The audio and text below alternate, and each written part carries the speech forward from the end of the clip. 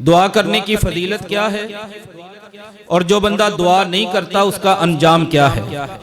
Number 3, दुआ करने का तरीका क्या है। नंबर 4, बंदे की दुआ अल्लाह किस तरह कबूल करते हैं। नंबर 5, वो कौन सी चीजें हैं जो मेरी और आपकी दुआ को कबूल नहीं होने देती। नंबर 6, वो जिंदगी में आने वाले दिन, महीने, वक्त कौन से हैं जिनमें अगर कोई बंदा दुआ करे तो अल्लाह ताला दुआ बहुत ज्यादा कबूल करते हैं। अस्सलामु अलैकुम व रहमतुल्लाहि व बरकातुहू।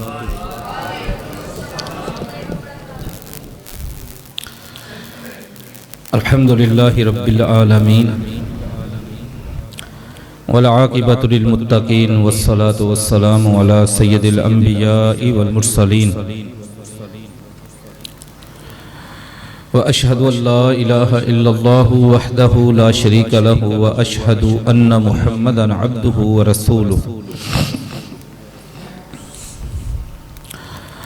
अम्मा बादु फ़अऊज़ु बिल्लाहिस समीइल अलीम मिनश शैतानिर रजीम मिन हम्ज़िही व नफ़्ख़िही व नफ़्सिही। वक़ाल रब्बुकुम उदऊनी अस्तजिब लकुम इन्नल्लज़ीना यस्तक्बिरूना अन इबादती सयदख़ुलूना जहन्नम दाख़िरीन। वक़ाल अल्लाहु अज़्ज़ा व जल्ल फ़ी मक़ामिन आख़र वइज़ा सअलका इबादी अन्नी फ़इन्नी क़रीब उजीबु दावतद दाई इज़ा दआन फ़लयस्तजीबू ली वलयुमिनू बी लअल्लहुम यरशुदून। रब्बि इश्रह ली सदरी व यस्सिर ली अमरी वहलुल उक़दतम मिन लिसानी यफ़क़हू क़ौली। अल्लाहुम्मा अरिनल हक़्क़ हक़्क़न वरज़ुक़ना इत्तिबाअह व अरिनल बातिला बातिलन वरज़ुक़ना इज्तिनाबह। मेरे अजीज़ दोस्तों, भाइयों और बुज़ुर्गों, सबसे अहम बात किसी प्रोग्राम में शरीक होना, किसी प्रोग्राम को सजा लेना ये नहीं होती। सबसे अहम बात यह है कि अल्लाह करीम हमारी हाज़िरी को अपनी बारगाह में कबूल फरमा ले। और अगर अल्लाह अज़्ज़ा व जल्ला की बारगाह में ये हाज़िरी कबूल हो जाए तो इंसान की राह नजात के लिए, बख्शिश के लिए एक बहुत बड़ी दलील और बहुत बड़ा सहारा बन जाती है। मैंने ये बात बड़ी सुनी, लोग प्रोग्रामों के बाद सवाल करते हैं कि प्रोग्राम कामयाब है या नाकाम। अगर अल्लाह अज़्ज़ा व जल्ला की तौफीक से एक बंदा भी दीन की बात सुन ले, समझ ले और उस पर अमल पैरा हो जाए तो वो प्रोग्राम कामयाब है। और अगर बड़ी धुआंधार, बड़ी जोशीली तकरीरें हों, बड़े लंबे चौड़े खिताब हों, बड़े खूबसूरत अशआर हों, लेकिन मैं और आप सुनकर उन पर अमल की तरफ ना आए तो वो कम अज़ कम मेरे और आपके लिए प्रोग्राम कामयाब नहीं है।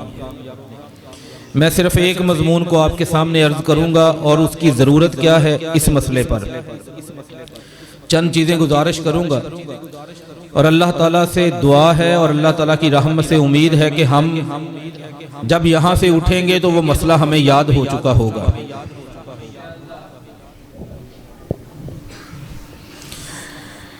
रमज़ानुल मुबारक का महीना शुरू होने वाला है इंशाअल्लाह। कुरान मजीद में सूरत अल बकरा में आयत नंबर 183 से लेकर 187 तक 5 आयतें ये रमज़ानुल मुबारक के मसले को, रोज़े के मसले को अल्लाह करीम की इस किताब लारैब के अंदर बयान करती है। अब आपने इस बात पर गौर करना है, तभी ये मसला वाज़ेह होगा, बात आगे चलेगी। इन 5 आयतों में से आयत नंबर 183, 184, 185 इन 3 आयतों के अंदर रोज़े के मसले बयान हुए हैं। रमज़ान है, कुरान आया है, रोज़ा रखना है, मरीज़ ने क्या करना है, मुसाफिर ने क्या करना है, इन 3 आयतों के अंदर। उसके बाद आयत नंबर 186 को छोड़ दें, 187 आयत उसमें मियाँ बीवी के आपस में ताल्लुकात रमज़ानुल मुबारक में किस तरह के होने चाहिए, फिर रमज़ानुल मुबारक का मसला है। लेकिन इन 5 आयतों में से जो एक आयत है, आयत नंबर 186, पहली 3 आयतें भी रोज़ों के मसले बयान करती हैं, आखिरी भी। एक आयत जो है उसमें रोज़े का मसला नहीं बयान हुआ। उसमें अल्लाह कहते हैं कि जब मेरे बंदे आपसे मेरे बारे में सवाल करें तो ए रसूल आप इनको ये बताएं कि मैं अल्लाह इनके करीब हूँ, हर दुआ करने वाले की दुआ सुनता हूँ, उस दुआ को कबूल करता हूँ, ताकि ये बात सुनकर लोग ईमान ले आएं और हिदायत पा जाएं। अब सवाल ये है कि अगर आप इस मसले को सुन लें, इधर भाई इधर तवज्जो करें, भाई आप इधर मेरी बात सुने सारे, इससे इंशाल्लाह आपको भी फायदा होगा, मुझे भी फायदा होगा। सवाल यह है कि 5 आयतों में एक आयत के अंदर दुआ का जिक्र है, 4 आयतों के अंदर रोज़ों का जिक्र है। रोज़ों के मसले में, रोज़ों के महीने में रमज़ानुल मुबारक की बात बयान करते हुए अल्लाह अज़्ज़ा व जल्ला ने दुआ की बात क्यों की है? इस पर आप कुरान मजीद फुरकान हमीद की जितनी भी तफसीरें पढ़ेंगे, तमाम मुफस्सिरीन ने यह लिखा है कि रमज़ानुल मुबारक में जहाँ पर बहुत ज़्यादा इबादत की जाती है, वहाँ पर एक अहम तरीन इबादत दुआ है। मैं इसलिए ये मजमून बयान करने लगा हूँ ताकि आने वाले दिनों में मैं और आप इस दुआ के मसले को समझकर इससे फ़ायदा उठा सकें। दुआ के मसले में आपने सबसे पहले अपने आप से ये सवाल करना है और उसके बाद इन बातों को सुनकर उन सवालों का जवाब तलाश करना है। सबसे पहली बात, इस्लाम के अंदर, दीन के अंदर जो बंदा, जो मुसलमान दुआ करता है, अल्लाह ताला की तरफ से उसे क्या इनाम मिलता है। सवाल नंबर 2, अगर मैं और आप वक़्त निकाल के अल्लाह से दुआ नहीं कर पाते, टाइम नहीं मिलता, इस बात को अल्लाह करीम का दीन किस नज़र से देखता है? 2 बातें हो गई। दुआ करने की फजीलत क्या है और जो बंदा दुआ नहीं करता उसका अंजाम क्या है। नंबर 3, दुआ करने का तरीका क्या है। नंबर 4, बंदे की दुआ अल्लाह किस तरह कबूल करते हैं। नंबर 5, वो कौन सी चीजें हैं जो मेरी और आपकी दुआ को कबूल नहीं होने देती। नंबर 6, वो जिंदगी में आने वाले दिन, महीने, वक़्त कौन से हैं जिनमें अगर कोई बंदा दुआ करे तो अल्लाह ताला दुआ बहुत ज्यादा कबूल करते हैं। फिर एक दफा तरतीब सुन लें इस मौजू की जो आज हमने यहाँ पे सुनना है। सबसे पहला मसला, दुआ करने की फजीलत क्या है, दुआ ना करने का अंजाम क्या है, दुआ करने का तरीका क्या है, अल्लाह दुआ को कैसे कबूल करते हैं। 5वें नंबर पर दुआ की कबूलियत में रुकावट क्या चीजें हैं। 6ठे नंबर पर जो बंदा दुआ नहीं करता वो भी हो गया, जो दुआ करता है वो भी हो गया। आखिरी नंबर पर कि जब बंदा दुआ कर रहा होता है तो दुआ की कबूलियत में रुकावट पैदा करने वाली चीजें सब कुछ कर लेने के बाद वो वक़्त कौन से हैं, वो दिन कौन से हैं, वो महीने कौन से हैं जिनमें मेरी और आपकी दुआ बहुत ज्यादा कबूल होती है। नबी करीम सल्लल्लाहु अलैहि वसल्लम से सवाल किया किसी ने, अल्लाह के रसूल सल्लल्लाहु अलैहि वसल्लम, वो बंदा कौन सा है, मन आजजुन नास, जो दुनिया में सबसे ज्यादा लाचार है, बेबस है। मेरे और आपकी नजर में जो बंदा माजूर है वो दुनिया का बेबस आदमी है, बेसहारा आदमी है।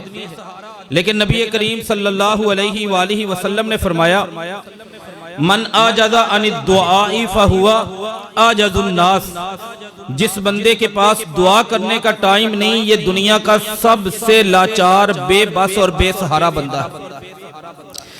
मैं और आप अल्लाह के दीन में बेसहारा, लावारस, बेचारे बन जाएं, इससे बचने के लिए इस मसले को आज हम समझेंगे। दुआ की फजीलत क्या है। नबी करीम सल्लल्लाहु अलैहि वसल्लम ने फरमाया, जामे तिर्मिज़ी में हदीस है, लैसा शैउन अकरमु अलल्लाहि तआला मिनद दुआई, अल्लाह ताला के दीन में, शरीयत में, अल्लाह की बारगाह में किसी भी मुसलमान के अमल में से सबसे ज्यादा इज्जत, सबसे ज्यादा एहतराम अल्लाह ताला के यहाँ बंदे की दुआ को है।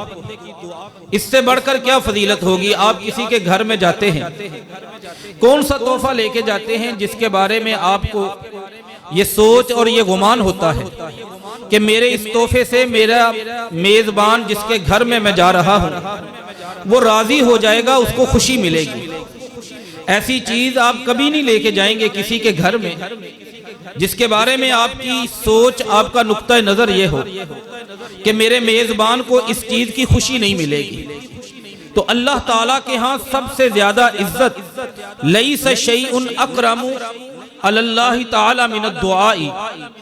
यह हदीस जामे तिरमिज़ी में है, 3370 नंबर पर आती है। इससे दुआ की फजीलत समझ में आएगी। नबी करीम सल्लल्लाहु अलैहि वसल्लम ने फरमाया, अद्दुआउ हुवा अफजलुल इबादा। दुआ अफजल तरीन, आला तरीन इबादत है। इनको बंद कर देना। दुआ अफजल तरीन, आला तरीन इबादत है। मैंने और आपने ईशा की नमाज पढ़ी, क्यों? यह इबादत है।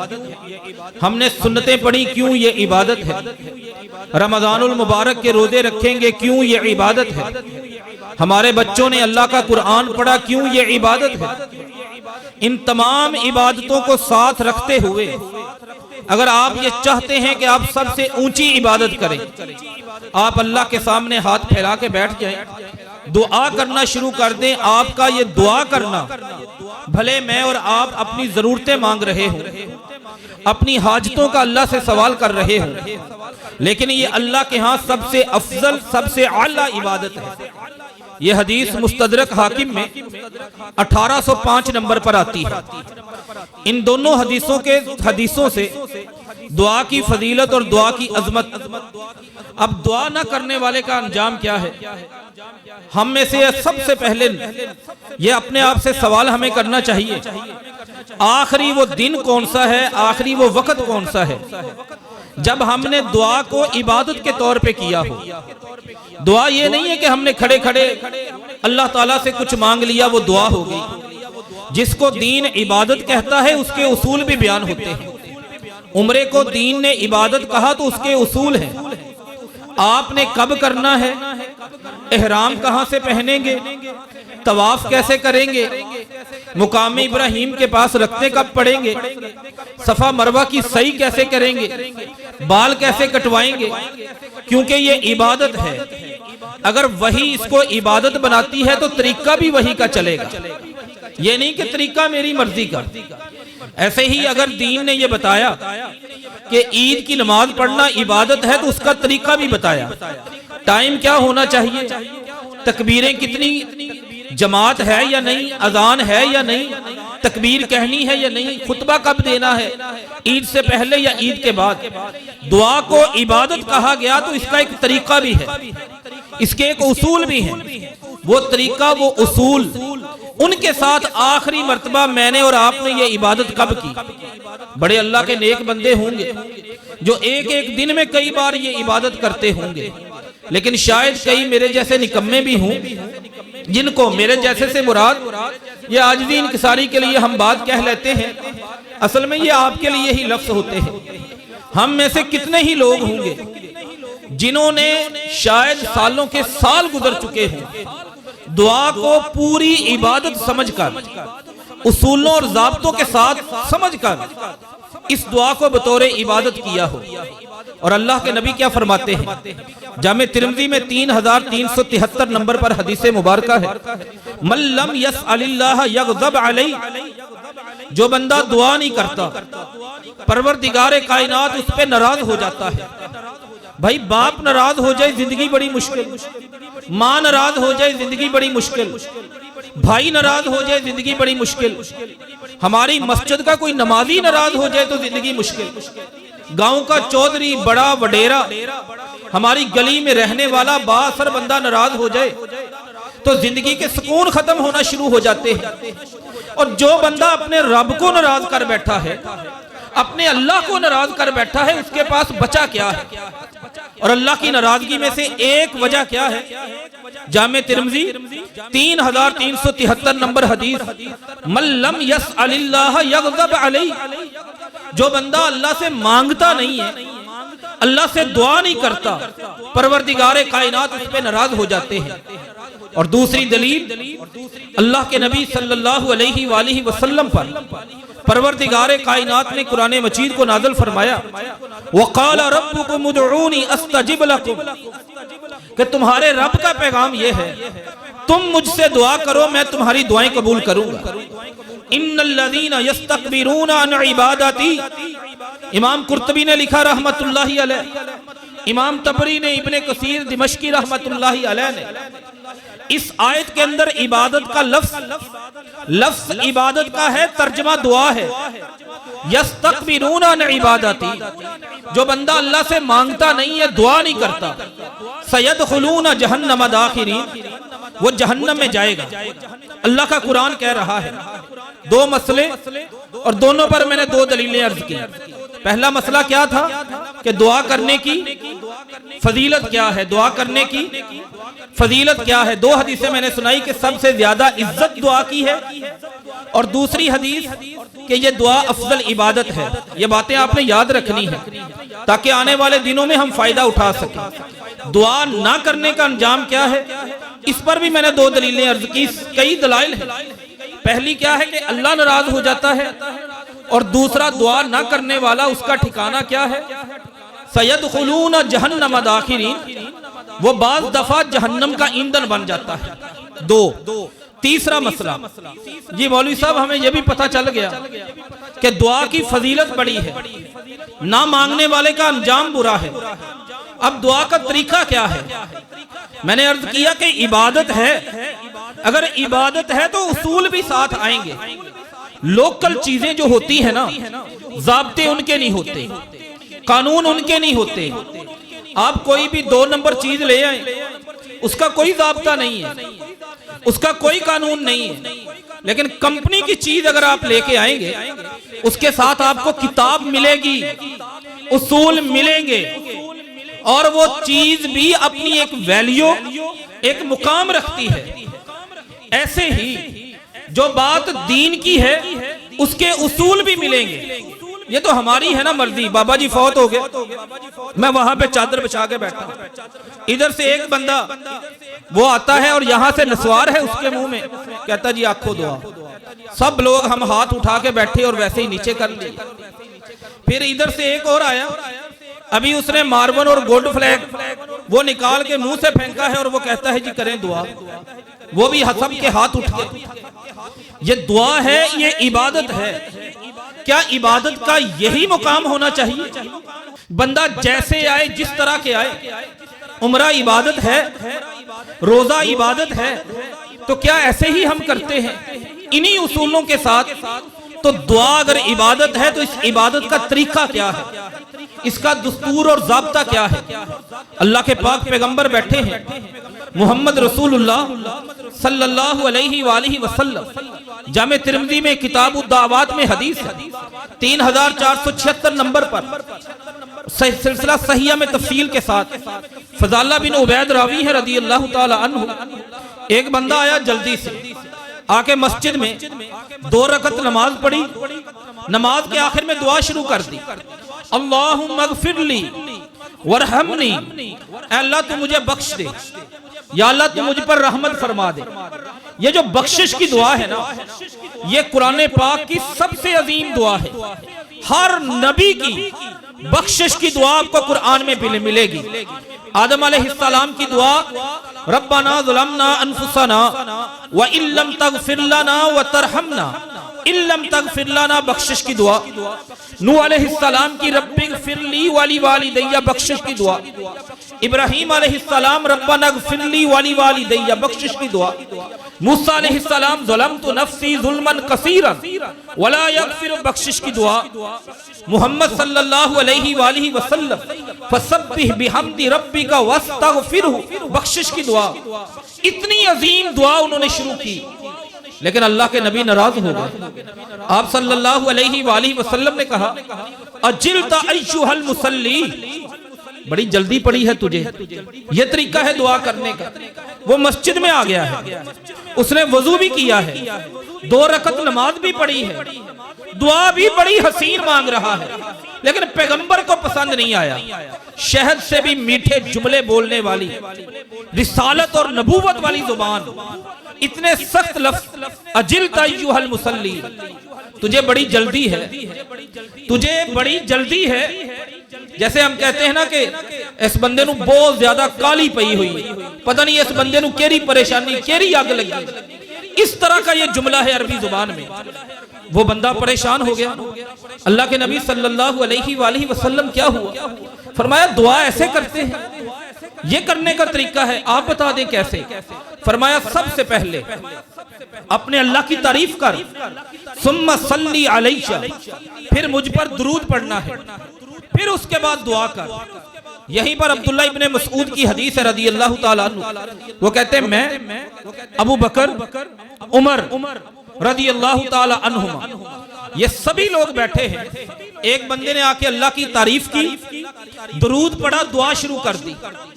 अल्लाह के रसूल उसे देखकर खुश होकर फरमाने लगे, सल तोता हूं, सल तोता हूं, आप दुआ करो, जो मांगोगे वो मिलेगा, जो मांगोगे वो मिलेगा।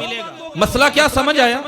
अगर तरीका ठीक है, जो मांगोगे वो मिल जाएगा, और तरीका ठीक नहीं, सारी जिंदगी भी मांगोगे तो शायद ना मिले। तरीके का दुरुस्त होना जरूरी है, क्योंकि ये इबादत है। और हम वैसे बड़े सियाने हैं, हकीम साहब हमें पुड़ी दे देना, 3-3 मर्तबा पूछते हैं, ये बताएं जरा पानी के साथ खानी है, दूध के साथ, रोटी से पहले खानी है या बाद में? उस पुड़ी की वैल्यू है, उसका तरीका समझना है। मोबाइल लिया तो चार्जिंग का तरीका समझना है, मोटरसाइकिल ली तो ट्यूनिंग समझनी है, इंजन का मोबाइल ऑयल समझना है। एक एक चीज जब बात दीन की आए ना, तो सच्ची बात मैं कर दूं, अल्लाह ताला माफ फरमाए, हमें यह लगता है कि मेरे जैसा मुफ्ती कोई नहीं, सबसे ज्यादा इल्म, ये हमारा मसला है।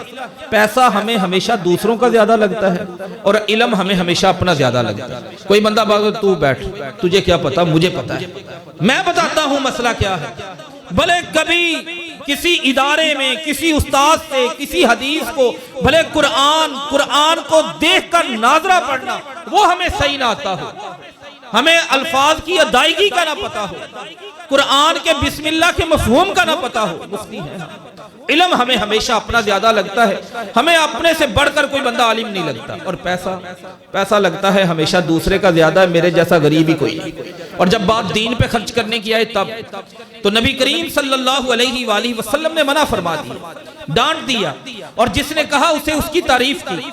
तरीका सीखे, तरीका क्या है? आपने 2 चीजें बताई। फरमाया सबसे पहले अल्लाह की तारीफ है, और दूसरे नंबर पर नबी करीम सल्लल्लाहु अलैहि वसल्लम पर दुरूद। पहले इन 2 चीजों को समझे, फिर हम आगे चलते हैं। वैसे तीसरी चीज हम हल कर रहे हैं, फजीलत भी हो गई, अंजाम भी हो गया, तरीका। अल्लाह की तारीफ कैसे करें? आपको नहीं पता, आपको दुआएं नहीं आती, कोई मसला नहीं, आप सूरत इखलास पढ़ लें, अल्लाह की तारीफ हो जाएगी। आयतुल कुर्सी पढ़ लें, अल्लाह की तारीफ हो जाएगी। सूरत फातिहा पढ़ लें, अल्लाह की तारीफ हो जाएगी। ये तो उमूमी है, लेकिन खास तौर पर 3 चीजें मैं आपके सामने अर्ज करूंगा। मेरे प्यारे पैगंबर ने अल्लाह की कसम खाकर ये बात बताई है, जो बंदा अपनी दुआ के शुरू में 3 चीजें पढ़ता है, अल्लाह हर सूरत उस बंदे की दुआ कबूल करता है, हर सूरत। ये अल्लाह के रसूल सल्लल्लाहु अलैहि वसल्लम का फरमान है। सबसे पहले नंबर पर लफ्ज़ अल्लाहु ला इलाहा इल्ला हुवल हय्युल क़य्यूम, ये वाले लफ्ज़ बच्चे को भी याद हो जाएंगे, 5 साल के बच्चे को। दरस सुनने का मकसद, मेरे आने का मकसद, मैंने शुरू में अर्ज किया, कोई बात हम यहाँ से लेके उठे, मेरे लिए भी सदका जारिया हो, आपके लिए भी, और अल्लाह अपनी रहमत से इसको कबूल फरमा। ये सबसे अजीम है। तो सबसे पहली चीज अल्लाहु ला इलाहा इल्ला हुवल हय्युल क़य्यूम। अल्लाह के नबी सल्लल्लाहु अलैहि वसल्लम मसला बड़ा खोल के बयान किया करते हैं। हर खतीब की, हर उस्ताद की जिम्मेदारी है चीज को खोल के, इबहाम, वहम, पेचीदगी, गुंजलक ना रहने दे, बात को खोल के बयान करें। लेकिन इस हदीस के अंदर बड़ा हैरान कुन बात है। यह हदीस सुनन इब्ने माजा में आती है 3852 नंबर पर यह हदीस मुबारक। आपने फरमाया कुरान मजीद की 3 सूरतें हैं, सूरत अल बकरा, सूरत आल इमरान, सूरत ताहा। इन तीनों सूरतों के अंदर लफ्ज हैं। जो बंदा इन तीनों सूरतों में आने वाले लफ्ज जो एक जैसे हैं उनको पढ़ के दुआ करेगा, आपने फरमाया वल्लज़ी नफ्सी बियदिही इज़ा दुइया बिही फअजाबा, मैं मोहम्मद उस अल्लाह की कसम खाता हूं जिस अल्लाह के तर्जमा करते हैं हमारे, जिस अल्लाह के कब्जा कुदरत में हमारी जान है। ये गुमराही है, याद रखना आपने। ये तर्जमा करना कि जिस अल्लाह के कब्जा कुदरत में नहीं। अहलुस सुन्नत वल जमाअत हक वाले लोगों का तर्जमा क्या है? वल्लज़ी नफ्सी बियदिही, उस अल्लाह की कसम जिस अल्लाह के हाथ में मोहम्मद की जान है। अल्लाह के हाथ में मोहम्मद, जैसे ये कुरान ने बताया कि अल्लाह की जात मौजूद है, ऐसे अल्लाह की सिफात भी बताई। मेरे नबी सल्लल्लाहु अलैहि वसल्लम ने फरमाया उस अल्लाह की कसम जिस अल्लाह के हाथ में मेरी जान है, इज़ा दुइया बिही फअजाबा, जो बंदा उन लफ्जों को पढ़ के दुआ करेगा अल्लाह करीम उसकी दुआ को कबूल कर लेगा। फिर आपने तफसील में बताया, ये नहीं बताया कि वो लफ्ज कौन से हैं। सहाबी कहते हैं अबू उमामा अल-बाहली रज़ी अल्लाह ताला अन्हु, मैंने लोगों को बताया एक शागिर्द बड़ा काबिल आ गया, अबुल कासिम उसका नाम था, या कासिम बिन अब्दुर रहमान। उसने फौरन मुसहफ जाके खोला, उसमें पूरा मुसहफ पढ़ा एक चीज को सीखने के लिए। कितने दिन लग गए होंगे पूरा कुरान पढ़ते हुए।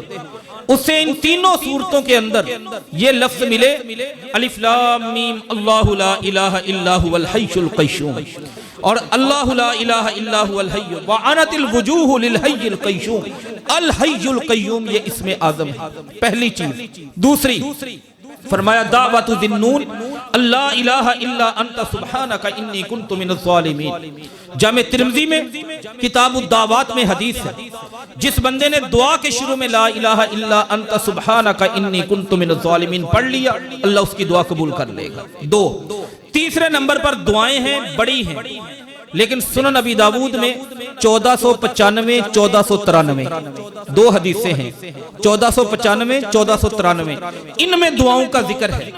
आपने उस पर भी कसम खा के कहा जो इन दुआओं को पढ़ के दुआ करेगा अल्लाह उसकी दुआ कबूल कर लेगा। और वो दुआ में से एक दुआ अल्लाहुम्मा इन्नी अस्अलुका बिअन्नी अशहदु अन्नका अंतल्लाह ला इलाहा इल्ला अंतल। और फिजिक्स की लंबी लंबी मुसावतें हमारे तालिब इल्म याद कर लेते हैं, केमिस्ट्री के फार्मूले याद कर लेते हैं, और जाके आजकल इंग्लिश के टेंस डायरेक्ट इनडायरेक्ट पता नहीं क्या क्या याद करके बैठे। अगर नहीं याद होती तो हमें दीन के दुआ जी बड़ी मुश्किल लगती है। कोई ऐसा हल बताएं। ये लोग आपको पता है जादू टूने के मरीज आपके पास आते हैं, उनके ऊपर तवीज क्यों होते हैं? वजह क्या है? उन्हें पढ़ना मुश्किल लगता है। और मुझे अल्लाह की इज्जत की कसम इन तमाम चीजों का इलाज सिर्फ पढ़ने में है, बांधने में और लटकाने में नहीं, सिर्फ पढ़ने में है। पैगंबर ने सबको पढ़ाया है, पढ़ने का तरीका बताया है, और हमें पढ़ते हुए लगता है मुश्किल है। तो अल्लाह की तारीफ में ये तीन चीजें अहम हैं। अल्लाहु ला इलाहा इल्ला हुवल हय्युल क़य्यूम, ला इलाहा इल्ला अंता सुब्हानका इन्नी कुन्तु मिनज़ ज़ालिमीन, और सुनन अबी दाऊद की 1493 1495 की दो दुआएं, ये सबसे ज्यादा अहम। दुआ के अंदर दूसरी चीज सुम्मा सल्ली अलैया, फिर फरमाया मुझ पर दुरूद पढ़। हम थे मेरा रिसर्च करता है, तहकीक करता करते अल्लाह ताला ने मुझे हिदायत दी। एक दफा मैं एक मस्जिद में चला गया। हम इन लोगों को वहाबी कहते थे और कभी किसी की मस्जिद में नहीं जाते थे। उनकी मस्जिद में गया तो वहां पे जाके मैंने देखा सामने लिखा हो दुरूद पाक, दुरूद इब्राहिमी लिखा हो, अल्लाहुम्मा सल्ली अला मुहम्मदिन व अला आलि। अच्छा, मेरे लिए ये बात बड़ी परेशानी की थी। मेरे बड़े भाई वो हाफिज भी हैं, आलिम भी हैं, कारी नूर अहमद नक्शबंदी उनका नाम है। उन्होंने सारी जिंदगी हमें बड़ा डराया था। मैं कहा ये बड़े गुस्ताख होते हैं, ये पैगंबर को नहीं मानते, इनका दुरूद ही नहीं है, ये दुरूद ही नहीं मानते। मैंने आके कहा मैंने उनकी मस्जिद में मैं पढ़ के आया हूँ, आपने कहा दुरूद नहीं होता। भाई कभी उन दलाइल की रोशनी में, कुरान और सुन्नत की रोशनी में सुने कि मेरे पाक पैगंबर पर दुरूद की अहमियत क्या है। मेरे अल्लाह का फरमान है, नबी करीम सल्लल्लाहु अलैहि वसल्लम का उस फरमान की रोशनी में फरमान है। अल्लाह ने कह दिया ना या अय्युहल्लज़ीना आमनू सल्लु अलैहि वसल्लिमू तस्लीमा, क्या ईमान वालों दुरूद पढ़ो। पैगंबर ने वो जगह कौन कौन सी बताई है? कोई बंदा खड़ा होके बता दे हमारे यहाँ जिन दावा है जिनका दुरूद से मोहब्बत का, मुझे नहीं आज तक मेरा कोई भाई मिला, मैं सबका एहतराम करता हूँ, जो ये बता सके कि कितनी जगहों पर हमारे ऊपर दुरूद पढ़ना फर्ज है। उनमें से एक जगह दुआ में दुरूद पढ़ना।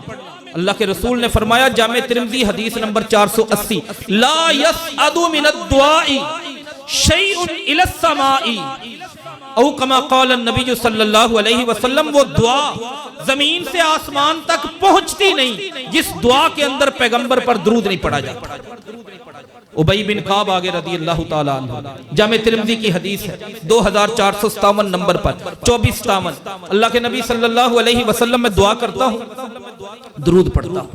फ़कम अजअलु लका सलाती फी दुआई, मैं अपनी दुआ के अंदर आप पर कितना दरूद पढ़ा करूं? आपने फरमाया जितना पढ़ सकते हो पढ़ा करो।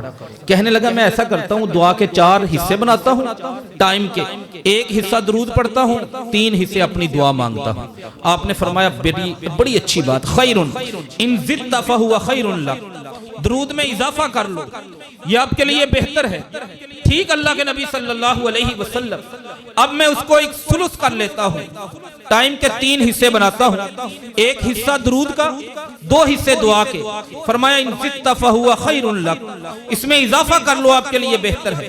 कहने लगे मैं 2 टाइम बना लेता हूँ, आधा टाइम दरूद पढ़ूंगा, आधा अपने लिए दुआ करूंगा। फरमाया इन ज़िद्ता फहुवा खैरुन लक, इजाफा कर लो और बेहतर है।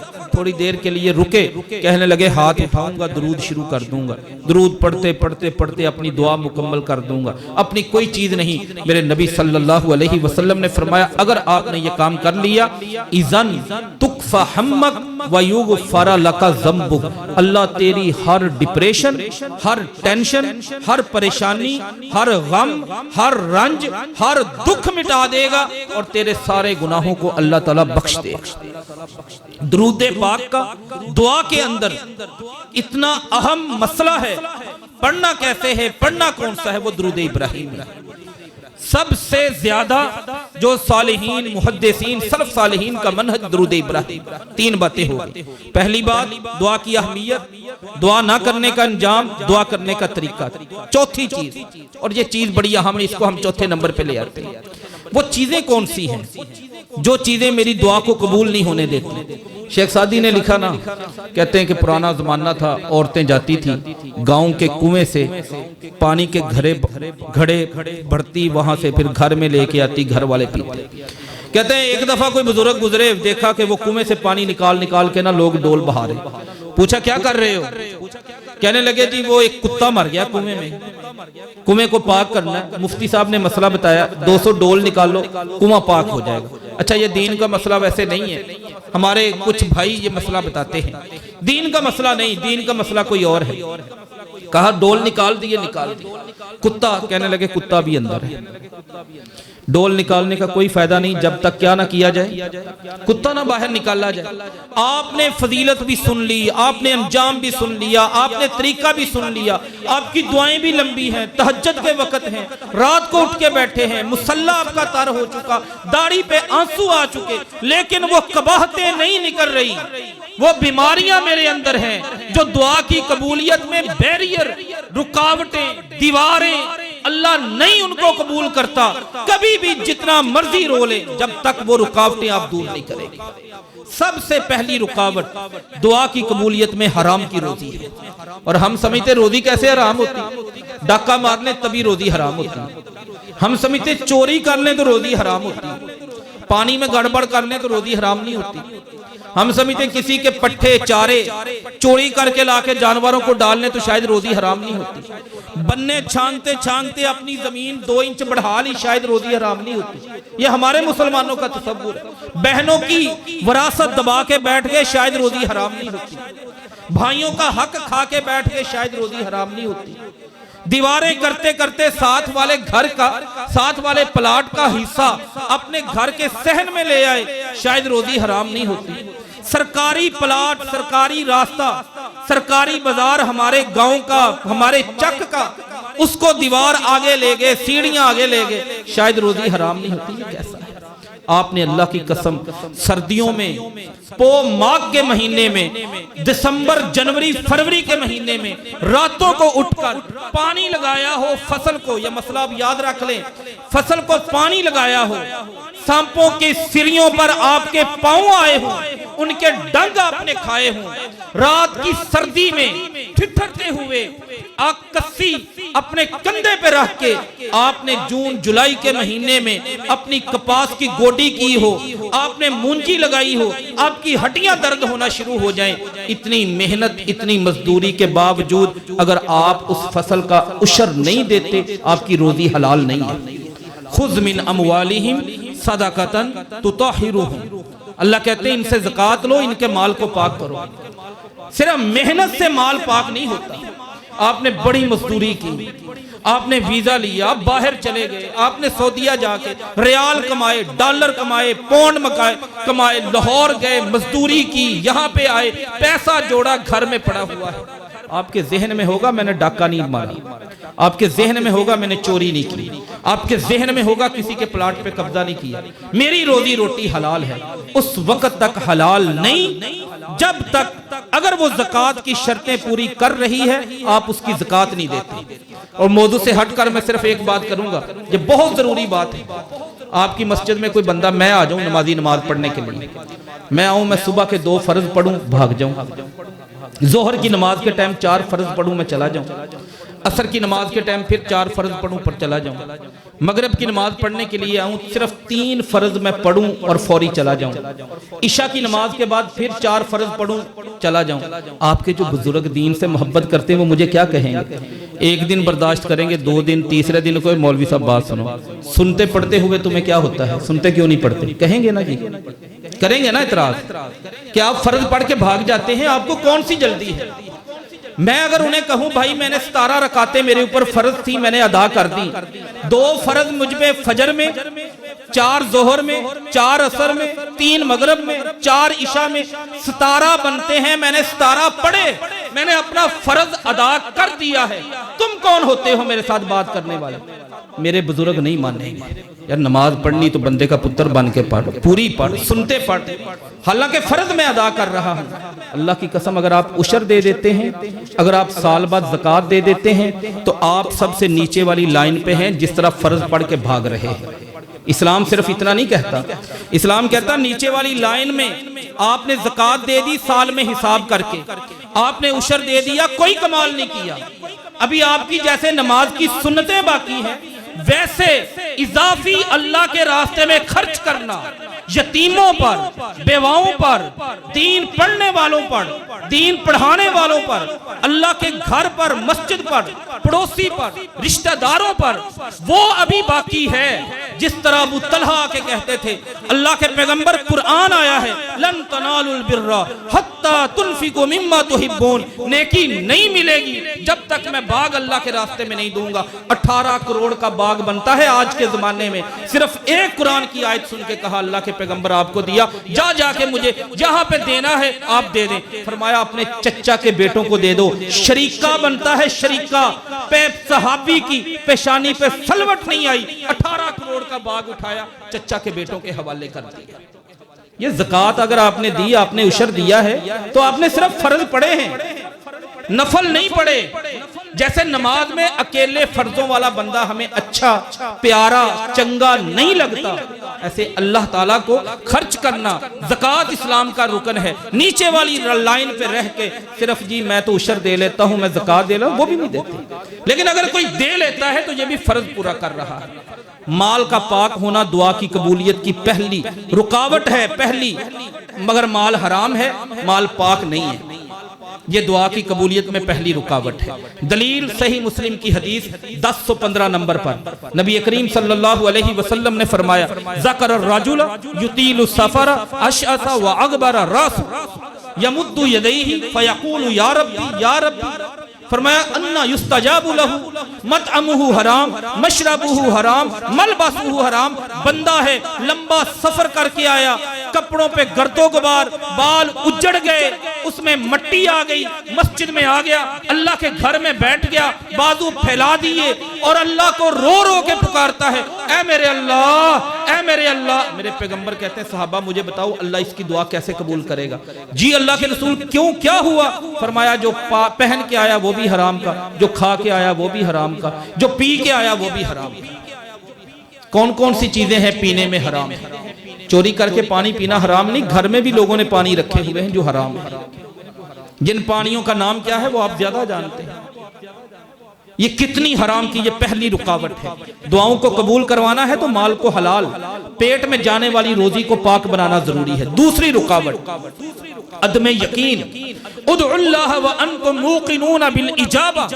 पैगंबर ने फरमाया जिस बंदे की दुआ में यकीन नहीं, अल्लाह उसकी दुआ को नहीं देखता, वो अपनी दुआ को उठा के वहां पे रखता। और हमारा सबसे बड़ा मसला, किसी को कह लें बाबा जी मेरे लिए दुआ कर, ये गुनाहगार बंदे हमारी कहाँ, गुनाहगार है तो तौबा कर लें, गुनाह उठा के तो चलना थोड़ी है, गुनाहगार हर इंसान ही होता है। मतलब क्या है मेरा अर्ज करना, यकीन पैदा करें। एक बच्चा है ना, मैंने कभी कभी देखा 5-6 साल का बच्चा, वो बाप से लिपट जाता है, अब्बा जी मुझे साइकिल लेके दें। अब अब्बा जी के पास मजदूर आदमी है, महीने का 15-20 हज़ार कमाते हैं, और ऊपर से साइकिल 25 हज़ार की आती है, वो कहाँ से लेके दें? बेटा मेरे पास नहीं, मैंने लेना। रोना शुरू कर देता है, नहीं मैंने लेना। बाप 2 मरतबा दबका मारता है, डराता है, भगा देता है। तीसरी मरतबा, चौथे दिन जब वो बाप के पाँव को पकड़कर, टांगों को पकड़कर अपने बाजुओं में लेता है ना, तो बाप की आंखों से आंसू निकलते हैं। किसी से कर्ज पकड़ के भी लेना पड़े ना तो वो लेके देता है। ये बाप है। मेरा अल्लाह बड़ा करीम है।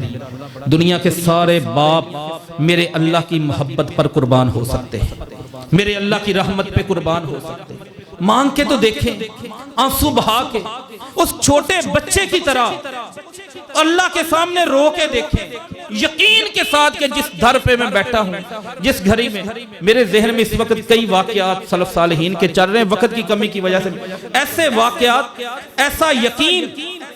अबू मुअल्लक अंसारी रज़ियल्लाहु ताला अन्हु का वाकया हाफिज़ इब्न हजर अस्कलानी ने अल इसाबा में लिखा, अल इसाबा फी तमजीज़ सहाबा। बहुत बड़े बिजनेसमैन अनस बिन मालिक रावी हैं इस रवायत के रज़ियल्लाहु ताला अन्हु, जिल्द नंबर 8 में किसी सफ़े पर जब मौजूद है। कहते हैं वापस आ रहे थे माल कमा के, अचानक लक़ियहु लिस्सुन, एक डाकू आ गया उनके सामने। उन्होंने कहा ज़ा मताअक फिल अर्ज़, अपना सामान नीचे रख दे। उन्होंने कहा जी क्यों, क्या हुआ? कहा मैं डाकू हूँ, मैं आपको लूटने के लिए आया हूँ। सैयदना अबू मुअल्लक अंसारी रज़ियल्लाहु ताला अन्हु ने सामान नीचे रख दिया। कहने लगे सीधे होके कलमा पढ़ ले, अना अज़रिब उनुका, मैं आपकी गर्दन जो है वो मैं उतार दूंगा, गर्दन ही रहने दूंगा। अबू मुअल्लक कहने लगे भाई आप मुझे छोड़ें, आपका मसला पैसा है ना, पैसा ले ले, मुझे जान छोड़। नहीं, मैं अना अज़रिब उनुका, मैं आपकी गर्दन उतारूंगा, नहीं रहने दूंगा। अबू मुअल्लक अंसारी कहने लगे दानी अनुसल्लिया, अच्छा एक आखिरी ख्वाहिश मेरी पूरी कर दें, मुझे टाइम दे, मैं वजू करके 2 रकतें पढ़ लें। कहने लगे पढ़ ले। वजू किया, रकतें पढ़नी शुरू कर दी। जब आखिरी तशहुद में अल्लाह की तारीफ भी होगी, तशहुद पढ़ लिया, दरूद भी पढ़ लिया। दरूद पढ़ने के बाद दुआ ज़ुबान पे जारी होगी, अल्लाहुम्मा इन्नी अस्अलुका बिइज्जतिकल्लती ला तुराम व बिमुल्किल्लज़ी ला युज़ाम या मुगीस या मुगीस या मुगीस अगिस्नी अगिस्नी अगिस्नी। ये दुआ थोड़ी सी लंबी है, ये दुआ पढ़ी और दुआ पढ़ के सलाम फेरा तो देखा कि उस बंदे की गर्दन उतर के वहां पे पड़ी है, और साथ एक आदमी घोड़े पे नजर आया। मन अंता, तू कौन है? कहने लगा अना मलकुस समाइर राबिआ, मैं इस तेरी दुनिया का बासी नहीं, मैं तो चौथे आसमान से अल्लाह का भेजा हुआ बंदा हूं जो तेरी हिफाजत के लिए आया। यकीन होता है ना। मैंने एक वाकया किसी से सुना है, किसी किताब में पढ़ा नहीं, मैं सनद की जिम्मेदारी नहीं लेता, लेकिन अगर सही है तो सबक उसमें बड़ा है। किसी पुख्ता आलिम दीन से मैंने सुना, मुझे मिला नहीं अभी तक। वैसे कहते हैं कि हज्जाज इब्ने यूसुफ, जामे तिरमिज़ी की एक मुत्तसिल हदीस, 1,20,000 बंदा, सहाबी भी थे, ताबी भी थे, अहले इल्म भी थे, स्कॉलर भी थे, इसने बांध कर उनको कत्ल किया था। काबातुल्लाह पे बमबारी उस दौर की जो बनती थी, पत्थरों के साथ वो इसने कर दी थी। काबातुल्लाह को जिस बंदे को उसने बुला लिया, उसे यकीन हो जाता था कि मैं जिंदा वापस नहीं आऊंगा। कहते हैं हज्जाज बिन यूसुफ ना तवाफ कर रहा था काबातुल्लाह। एक नबी ने बंदे को देखा, वो खड़ा है काबातुल्लाह के पास, दुआ कर रहा है, या अल्लाह सारी दुनिया को तूने आंखें दी हैं, मुझे भी दे दे।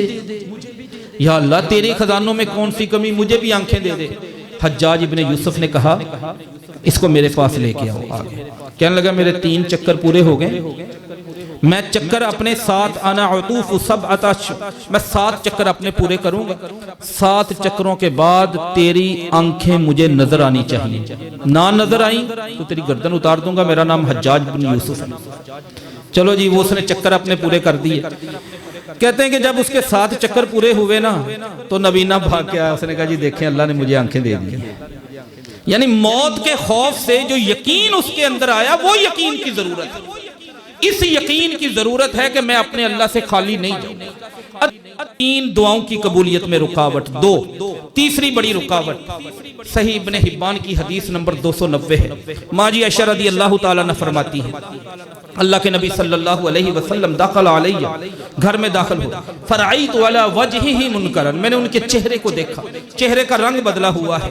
कभी ऐसा नहीं हुआ आप घर में आते सलाम कहते, कोई बड़ा दिल लगी वाला जुमला कहते, मोहब्बत वाला जुमला, प्यार वाला, कोई बात नहीं की। मुझसे पानी मंगवाया, मैंने पानी दिया, वुजू फरमाया, फतवज़्ज़ा फखरजा मिन बाबी, मेरे घर के दरवाजे से निकल गए। मैं भाग के पीछे गई, वो एक खिड़की जो मस्जिद नबवी और हुजरे के दरमियान थी, फलसिकतु बिबाबिल हुजराती, मैंने उसके साथ कान लगा दिया। मस्जिद में जाके लोगों को इकट्ठा किया, मिंबर पे बैठे, मिंबर पे बैठकर कोई 2 मिनट ज्यादा से ज्यादा बनते हैं, एक खुतबा, एक वाज, एक दरस, एक नसीहत, एक लेक्चर दिया और मिंबर से नीचे उतर गए। उस लेक्चर के अल्फाज क्या है? लतअमुरुन्न बिल मारूफ व लतनहवुन्न अनिल मुनकर, लोगों अपनी जिंदगी में लाजमी अमल पैदा कर लो, बुराई को देखो उसको रोका करो, नेकी का काम देखो तो लोगों को नेकी की तरफ लेके आया करो। अगर ये काम नहीं करोगे तदऊनहु फला युस्तजाब लकुम, अगर ये काम नहीं करोगे, दुआएं करते रहोगे, अल्लाह तुम्हारी दुआएं कबूल नहीं करेगा। ये बाबा जी हमारे जितने आते हैं बुजुर्ग, अल्लाह इनकी जिंदगियां सेहत, तंदुरुस्ती, ईमान की सलामती वाली दे। पहली साफ में खड़े होते हैं, इनके घरों में बेटे नहीं है, इनके घरों में पोते नहीं है, क्यों नहीं लेके आते, क्यों नहीं उनको जगाते? लतअमुरुन्न बिल मारूफ व लतनहवुन्न अनिल मुनकर, मस्जिदें आबाद ना हो जाए। जिस बाबा जी की विरासत सारे हकदार बनते हैं, लेते हैं, वो उनको मस्जिद में क्यों नहीं लेके आ रहे? दीन के लिए उनको क्यों नहीं जगाते? जिस बंदे की जिंदगी में खुद नेकी की फिक्र है, अपनी नेकी का फिक्र है, अपनी आल औलाद की नेकी का फिक्र नहीं, मोहल्लेदारों की नेकी का फिक्र नहीं, बहू बेटी को पर्दे को कहने का दिल नहीं करता, लतअमुरुन्न बिल मारूफ व लतनहवुन्न, फिर करते रहो दुआ जितनी मर्जी करो, लंबी लंबी दुआएं करो। अल्लाह कहते हैं फला युस्तजाबु लकुम, पैगंबर ने कहा, फिर अल्लाह कहते हैं कि तुम मांगोगे, तदऊनहु, अल्लाह को पुकारोगे, दुआ करोगे, फला युस्तजाबु लकुम, अल्लाह दुआ नहीं कबूल करेगा। 3 चीजें रुकावट के अंदर। पहली चीज क्या है? हराम की रोजी। दूसरी अदम यकीन। तीसरा नेकी के ऊपर गूंगा बन जाना।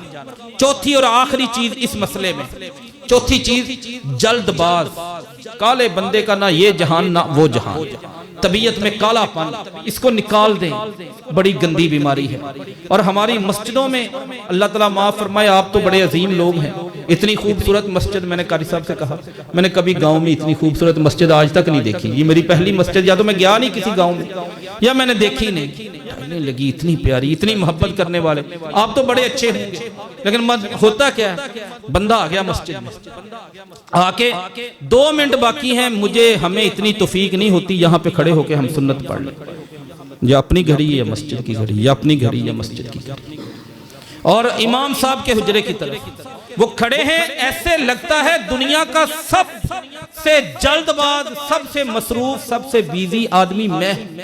नमाज पढ़ने आए हो, अल्लाह के सामने खड़े होने के लिए आए, हाजिरी रब के सामने देने के लिए आए, इस जल्दबाजी को भी निकाल के बाहर रखाया करें। ये इबादत नहीं है जिसमें ये फिक्र हो। हमारे एक उस्ताद मोहतरम बहुत हो गया, अबू शद्दाक गौरी साहब रहमतुल्लाह, बड़ी प्यारे जुमला, वो कहते हैं कि बंदा ट्रेन के अंदर भागना शुरू कर दे ना, दौड़ लगा दे कि मैंने ट्रेन से पहले स्टेशन पे पहुंचना है, पहुंचेगा कभी? कभी नहीं पहुंचेगा। पहले ट्रेन पहुंचेगी, फिर आप स्टेशन पे पहुंचेंगे। इमाम जब तक सलाम नहीं फेरेगा आपकी जान नहीं छूटती, इमाम से पहले आपकी नमाज नहीं खत्म हो सकती।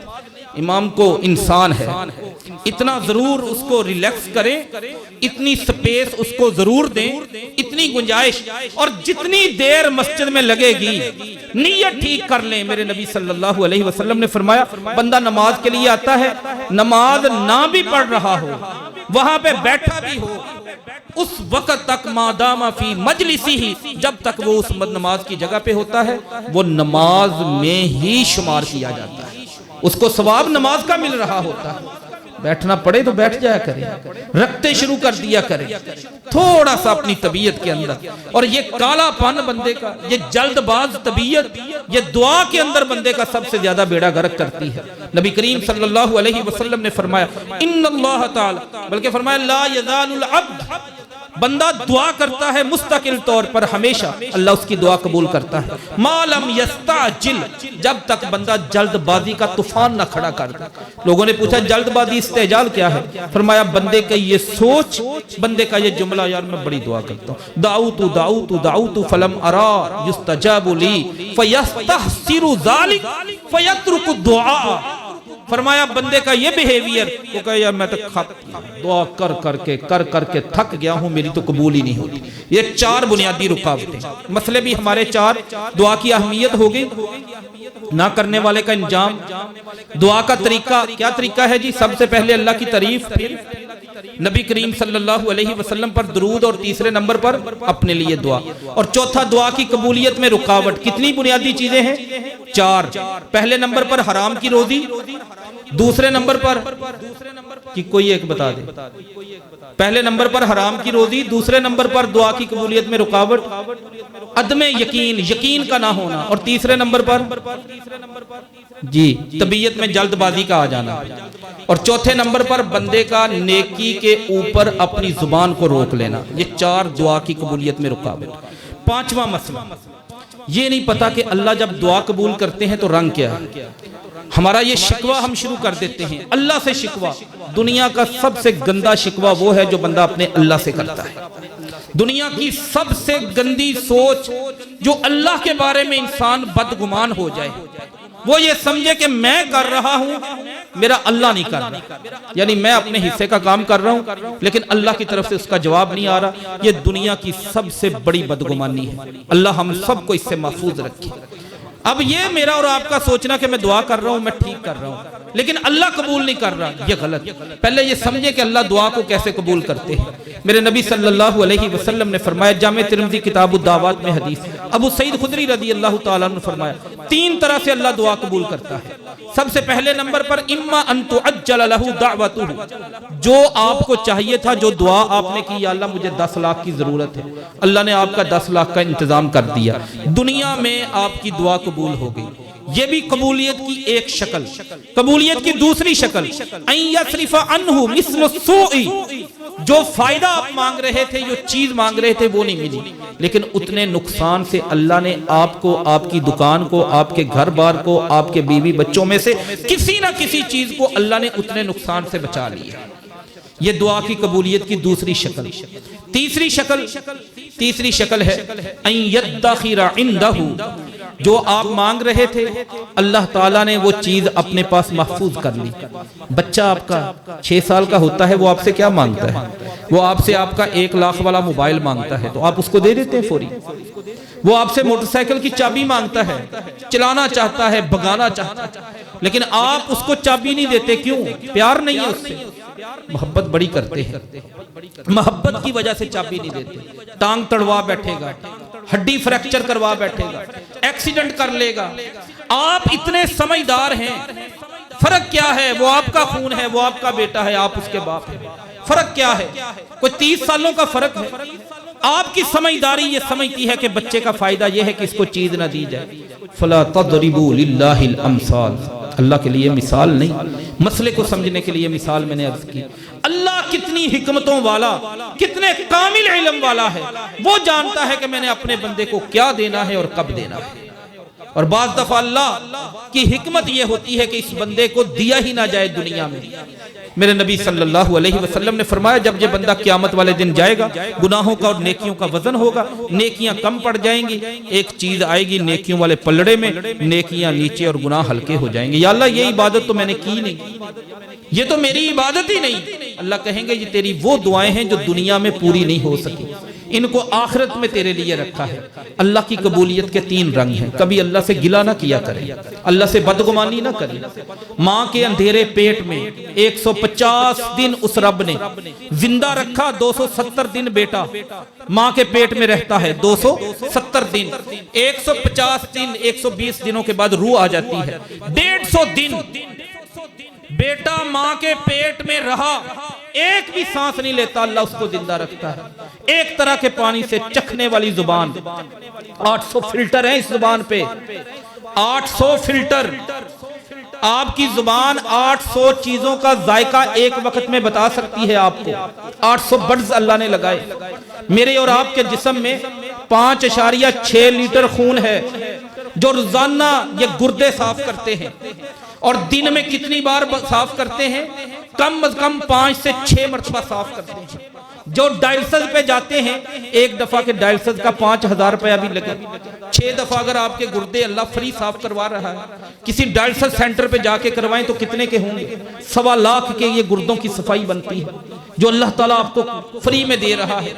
आपका दिल कितनी बार धड़कता है, आपका खून अल्लाह ताला कितनी बार, ये कितनी अल्लाह की रहमतें हैं, नेमतें हैं। अल्लाह बड़ा करीम है, बड़ा रहीम है। वो जानता है कब आपको कौन सी चीज देनी है, या दुनिया में दे दी तो कहीं मेरा बंदा नुकसान ना कर बैठे। ये दुआ की कबूलियत की 3 शक्लें। पहली क्या है? दुनिया में मिल गई। दूसरी शक्ल क्या है? नुकसान से बच गए। और तीसरी क्या है? आखिरत में मिल गई। ये दुआ की कबूलियत के तरीके। छठे नंबर पर वो वक़्त कौन से हैं जिनमें दुआ बहुत ज्यादा कबूल होती है? सही हदीस से साबित 14 वक़्त हैं जी, 14। बात को मैं लंबे शॉर्टकट में कर देता हूँ। 14 वक़्त, इन वक्तों से फायदा उठाएं। सबसे पहले नंबर पर जुमे वाले दिन में एक घड़ी है। उस घड़ी में जो बंदा भी दुआ करे अल्लाह दुआ कबूल करते हैं। गिनते जाइएगा। ये घड़ी ज्यादातर फुकहा के मुताबिक असर की नमाज के बाद है। हदीस सही बुखारी में। बुध वाले दिन जोहर और असर के दरमियान मस्जिद में जाके 2 रकअतें पढ़ के दुआ करेंगे, अल्लाह दुआ कबूल करेगा। हदीस अदबुल मुफरद में 704 नंबर पर। यौम अरफा वाले दिन जो दुआ की जाए अल्लाह उस दुआ को बहुत ज्यादा कबूल करते हैं। 3। चौथे नंबर पर अजान और इकामत के दरमियान जो दुआ की जाए अल्लाह उस दुआ को कबूल करते हैं। हदीस सही बुखारी में। 5वें नंबर पर जब इकामत कही जा रही होती है, अगर बंदा उस वक्त दुआ कर रहा हो तो उसकी दुआ कबूल होती है, अल्लाह उसकी दुआ बहुत ज्यादा कबूल करते हैं। 5। छठे नंबर पर नमाज के सजदों में जो दुआ की जाए फ़क़ामिनून अन युस्तजाब लकुम, अल्लाह उस दुआ को बहुत ज्यादा कबूल करते हैं। नंबर 7 दुबुरुस सलावातिल मकतूबा, सही बुखारी की हदीस है। फर्ज नमाजों के बाद आखिरी तशहुद में दरूद के बाद या अज़कार वगैरह मुकम्मल करके जो दुआ की जाए उस दुआ को अल्लाह बहुत ज्यादा कबूल करते हैं। नंबर 8 बारिश के वक्त जब बारिश आ रही हो, बंदा नीचे बारिश के हो, दुआ की जाए अल्लाह उस दुआ को कबूल करते हैं। नंबर 9 जब जिहाद मैदान जिहाद में सफ़े बन जाए आमने सामने, उस वक्त जो दुआ की जाए अल्लाह दुआ कबूल करते हैं। नंबर 10 जो भी शख्स अगर मुसाफिर हो, सफर में हो, दुआ करे अल्लाह उसकी दुआ कबूल करते हैं। नंबर 11 इफ्तारी के वक्त जो दुआ की जाए अल्लाह दुआ कबूल करते हैं। हदीस सुनन इब्ने माजा में। 12 सहरी के वक्त जो दुआ की जाए अल्लाह उस दुआ को बहुत ज्यादा कबूल करते हैं। दलील सूरत आल इमरान में और सूरत ज़ारियात में। वल मुस्तगफिरीन बिल असहार, अल्लाह उस दुआ को बहुत ज्यादा कबूल करते हैं। नंबर 13 के ये दुआ का वो बड़ा कीमती मरहला, हमें सर्दियों गर्मियों में रात को आप सोए, अचानक आंख खुल गई, आप अचानक आंख खुलने पर 2 चीजें पढ़ लें। ला इलाहा इल्लल्लाहु वहदहु ला शरीका लहु लहुल मुल्कु व लहुल हम्दु व हुवा अला कुल्लि शैइन कदीर सुब्हानल्लाहि वल्हम्दुलिल्लाहि व ला इलाहा इल्लल्लाहु वल्लाहु अकबर इज़ा तआरा मिनल लैल, सही बुखारी सुनन नबी दाऊद में हदीस। उस वक्त जो भी दुआ करेंगे अल्लाह उस दुआ को कबूल करेंगे। और उसके बाद जब मैदान अरफात में हाजी वहां पे खड़े होते हैं, वहां पे जब दुआ की जाए अल्लाह उस दुआ को कबूल करते हैं। कुछ और भी उलमा ने औकात लिखे हैं, लेकिन उनमें सेहत व ज़ौफ़ का मसला है। ये औकात तकरीबन इत्तिफाकी, इनमें जो दुआ की जाए अल्लाह उस दुआ को बहुत ज्यादा कबूल करते हैं। आखिरी बात, इसके साथ साथ एक अहम तरीन चीज, इंसान का जितना अल्लाह से ताल्लुक अच्छा होता है उतनी ज्यादा उसकी दुआओं की कबूलियत होती है। ये मैं आखिरी बात अर्ज करने लगा हूँ। सियर अलामिन नुबला इमाम ज़हबी की किताब जिल्द नंबर 8 सफ़ा नंबर 395। इमाम अब्दुल्ला बिन मुबारक रहमतुल्लाहि अलैह एक दिन गुजरे, मर्रा बिरजुलिन आमा, एक आदमी था नबीना, ज़रीरुल बसर, आंखों से नबीना। ये वो नबीने 2 तरह के होते हैं, एक उम्र की वजह से उनकी आंखों की बिनाई चली जाती है, और दूसरे नंबर पर पैदाइशी नबीना। मेडिकल साइंस क्या कहती है, जो बंदा पैदाइशी नबीना है उसका कभी इलाज नहीं हो सकता, और जिसकी बिनाई चली गई उसका इलाज मुमकिन है। वो गुजरा इमाम अब्दुल्ला बिन मुबारक रहमहुल्लाह ताला ने रोक लिया, उनको रोक लिया।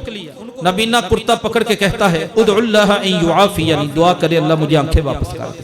इमाम अब्दुल्ला बिन मुबारक बिन वाज़ी अल-हंज़ली अल-मरवज़ी रहमतुल्लाहि अलैह अजीम मुहद्दिस, अजीम स्कॉलर, कहने लगे कि मैं कमजोर आदमी हूँ, आप खुद अल्लाह से दुआ करें। नहीं हजरत, मुझे पता है आप इल्म वाले हैं और इल्म वालों का मुकाम होता है।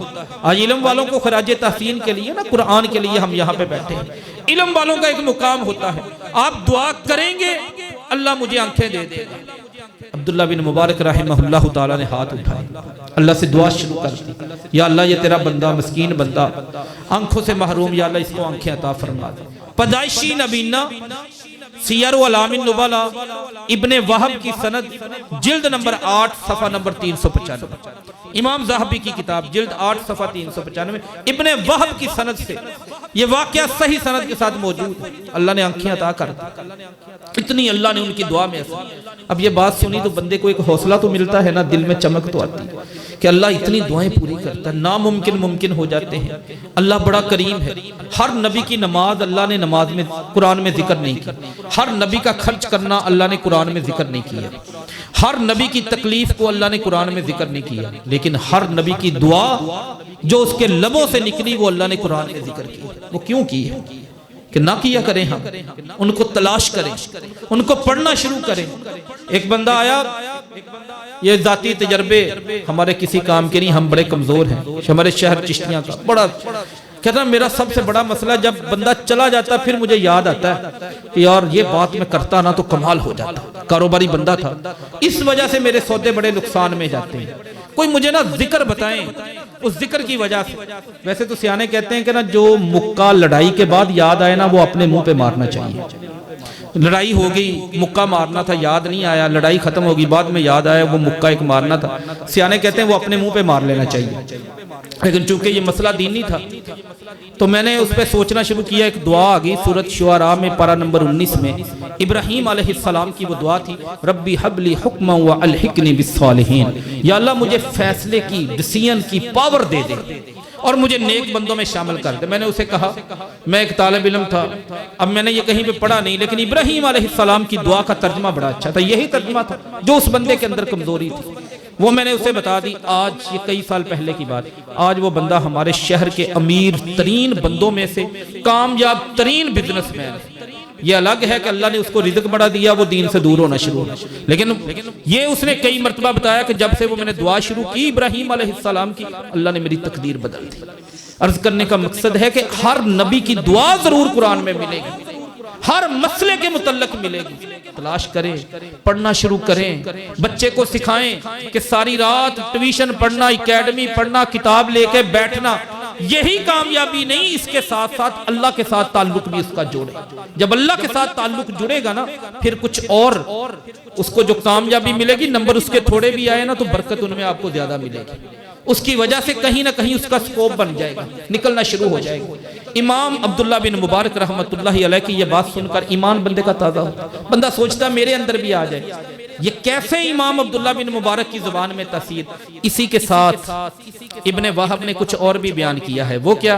वो कहते हैं इस्तारा कलम मिनल मर्व, मर्व के इलाके के रहने वाले थे, शाम गए, 900 किलोमीटर सफर बनता है, ऊंट पे गए, डाइवो गाड़ी पे, कार पे, मोटरसाइकिल पे नहीं गए, जहाज पे नहीं, उस दौर में थे ही नहीं, ऊंट पे सफर करके 900 किलोमीटर, कई महीने लग गए। वहां पे गए, उस्ताद से हदीस पढ़ी, एक बंदा खड़ा था, कलम नहीं था, कहने लगे यार कलम मुझे देना, मैं हदीस लिखी। हदीस लिखी, बेख्याली में कलम अपने बैग में डाल लिया, थैला था कपड़े का, उसमें महीनों का सफर करके वापस आए, आके सामान खोला, वो कलम निकल आया। घर वालों ने बड़ा कहा कि कलम की कोई वैल्यू नहीं होती, ये टके का भी कलम नहीं बनता, ये आम कानने का लेके छुरी इस तरह रगड़े कलम तैयार हो जाता। कहने लगे नहीं, क़यामत वाले दिन अगर अल्लाह ने मुझे रोक लिया तो मैं किस मुंह से अल्लाह को जवाब दूंगा? नहीं। फौरन उठे, कलम को पकड़ा और ऊंटनी पे बैठे, महीनों का सफर किया, जाके शाम के शहर में वो बंदा तलाश किया, इस्तारा कलम मिन्हु, जिससे कलम लिया था, जाके उसको वापस किया। उसने कहा भाई कलम की क्या बात है? कहने लगे कि तुम क्या समझते हो, अब्दुल्ला बिन मुबारक अल्लाह के सामने रोता रहे और अल्लाह कबूल ही ना करे। हराम वाली रोजी की मौजूदगी में अल्लाह दुआएं कबूल नहीं करता।